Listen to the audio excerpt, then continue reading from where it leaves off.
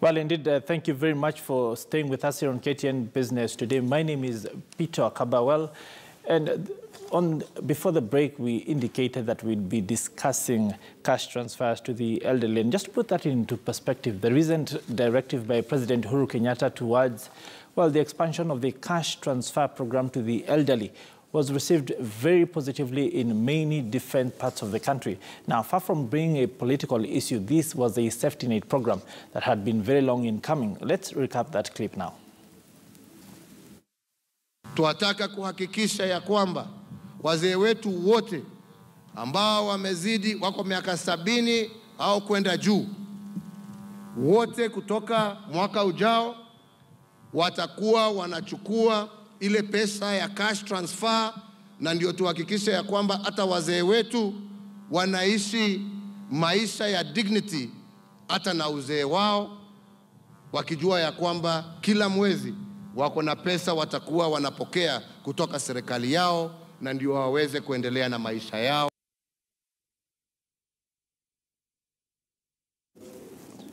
Well, indeed, that, of course, was during national celebrations. I think that was the Madaraka Day. And that conversation, of course, they're being very instrumental to bringing to the fore conversation, indeed, a project that has been going on since the year 2010, cash transfers to the elderly.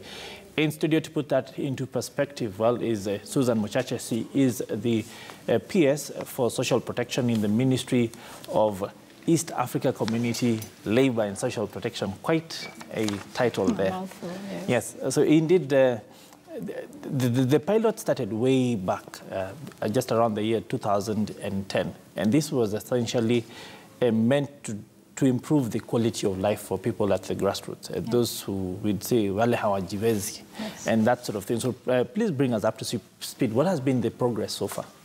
Yeah, I think, yes, Wakaba, first, thank you very much for having me here at the studio.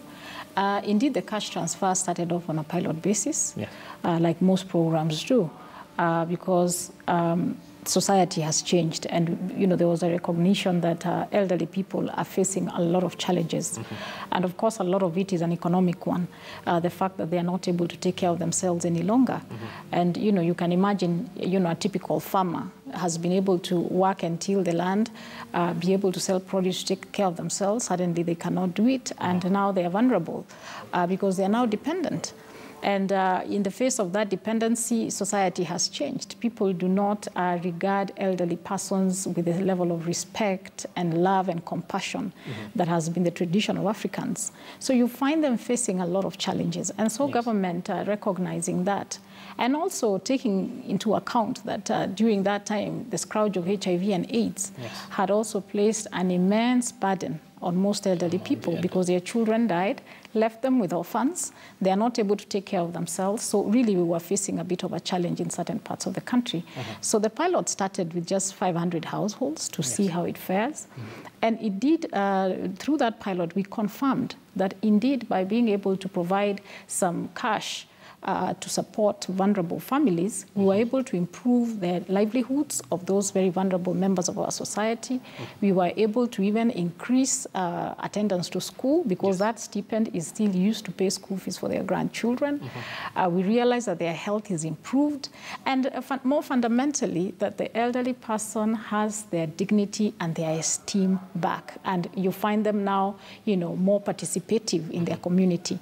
So because of the success of the program, the government then began to expand. And I must say that it is in these last 4 years, and perhaps due to the political goodwill that we have had, that the cash transfer has grown in leaps and bounds.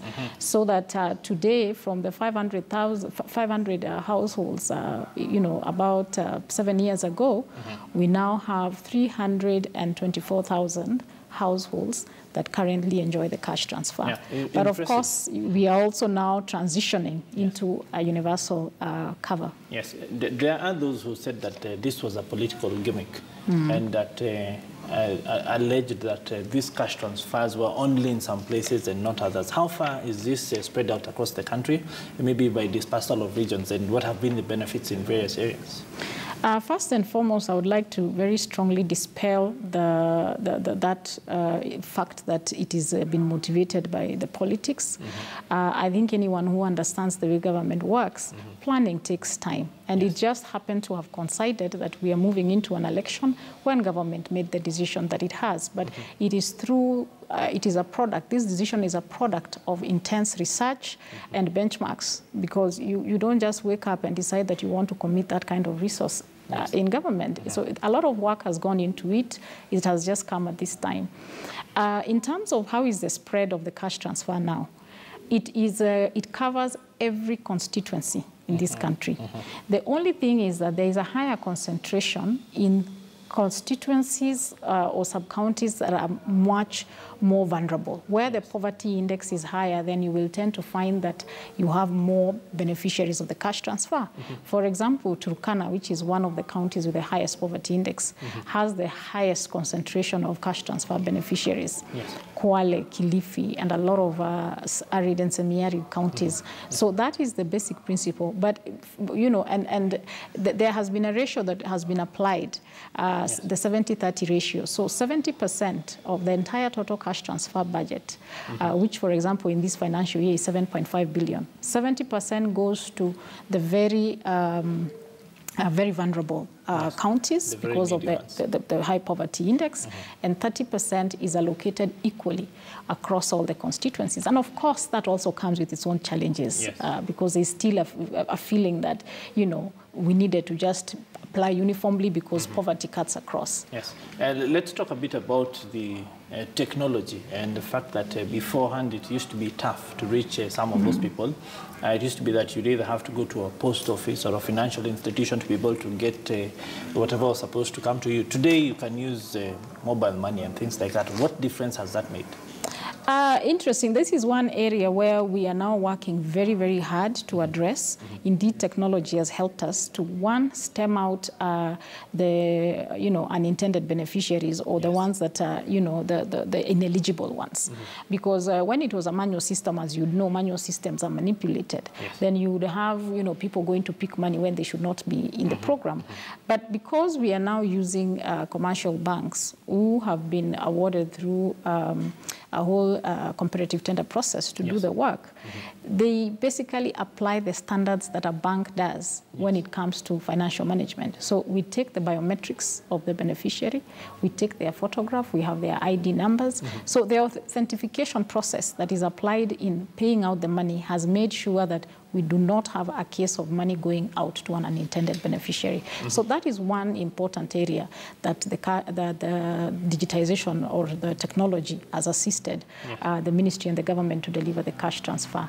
Now, the other issue which we are still grappling with is the issue of distance, because some of these service providers are still very far, particularly for people who reside in very remote areas. So right now we have engaged the assistance of FSD, which is, you know, an organization, that is, funded by the British government to help deepen financial inclusion in Africa.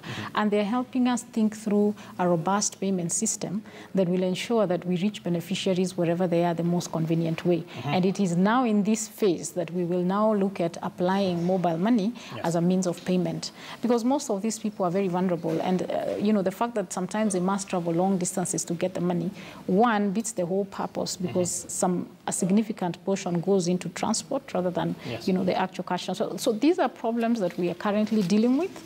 And as we now move into, you know, the universal cover, we are very confident that we will be able to resolve the issues of payment and make them convenient, and also give the beneficiaries a choice of where they want to get their money from. Yes, okay, indeed. Thank you very much for taking the time to talk to us. We've unfortunately run out of time. It is an interesting conversation, especially the fact that there stands to be so much benefit from this program right across the country. Unfortunately, we have to cut it short right there. But just remind the viewers that this is, of course, something that is currently being expanded. Of course, the threshold. But yes, and Wakaba, I think any Kenyan wants to know, when do we start the expansion? I must say that from 1st of July, we will now begin to register all 70-year-olds. Yes. And so my call to all our elderly persons is that they should visit their social development offices in their respective sub-counties for registration purposes. We will begin the registration at the office, but within another couple of weeks, we will now be able to move closer to where the people are, and where a beneficiary cannot be able to move, we will go to their home and register them there. So the registration process will kick in from 1st of July. Okay. Indeed, thank you very much, Madam, for taking the time to talk to us. It has been a pleasure having you here. Yeah, and of course, to indeed urge Kenyans to go out there and register. Yes, Asante indeed. sana. Thank you very much. Well, now moving on from that, OLX has registered an increase in the sale of, well, various things like choppers. Well, in these political dispensations, helicopters just 6 months away from the election. Then to, well, give you an idea of just what that means, according to OLX, the increase in sales could be attributed to the upcoming campaigns. In the month of March, 2 choppers were sold compared to the month of April and May, where an average of 8 to 10 choppers were sold, a figure that is anticipated to go up as we approach the August 8th general elections. The online trading platform further indicated that 70% of the choppers on OLX are for sale, while 30% are up for hire.